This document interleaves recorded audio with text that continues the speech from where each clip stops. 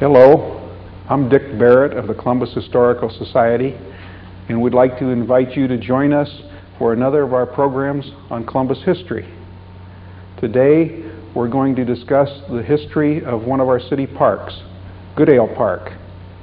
And to do that, we have with us Terry Sherburn. Terry, I'd like to start off the program by having you tell us who Lincoln Goodale was.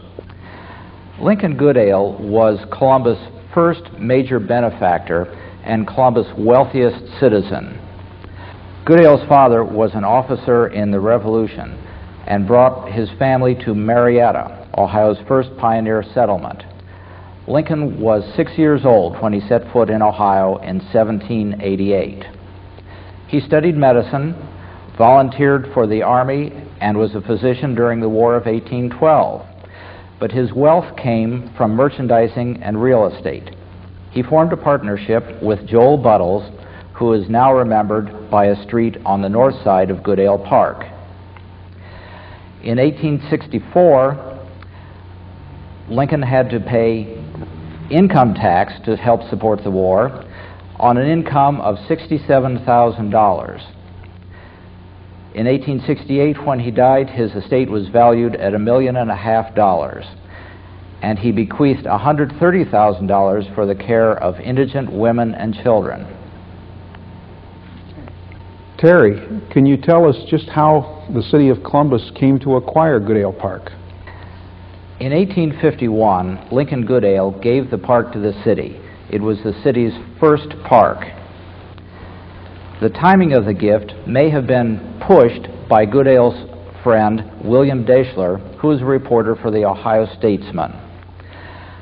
There's a story that the park area was used for baseball games, and one of the players, Deschler, published an article saying that Lincoln Goodale intended to give a park to the city.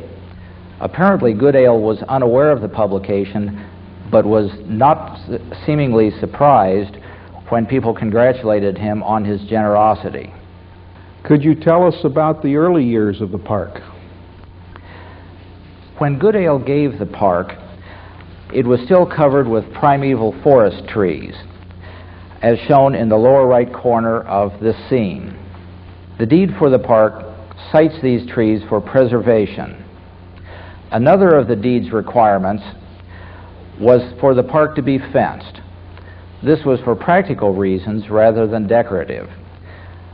The park was outside of the city limits, and there were no streets for boundaries. In addition, some of the surrounding area was farmland, probably with animals running around loose. Even as late as the 1870s, newspapers advised residents living near the State House to put up fences to save their lawns and gardens from ruination by wandering cows and hogs. The park's fence was described in 1861 as a high picket fence and was probably never much more than that. The care of the park was entrusted to a committee of 3 members of City Council. But even at that, in 1853, Lincoln Goodale had to prod City Council to build a residence for the caretaker of the park. In 1858, the construction of drives and walks was begun. When the first troops were called for the Civil War, the park was designated as a rendezvous for militias from Central Ohio and Southern Ohio, and it was named Camp Jackson. Officers used the caretaker's residence. The first troops entered the park on April 18th, and the daily population varied from 2,000 to 5,000 troops.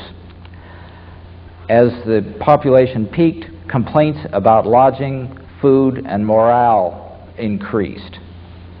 On May 10th, the City Council, prodded by Lincoln Goodale, formed a committee to wait upon the governor to explain that the city had never agreed to having a camp in the park,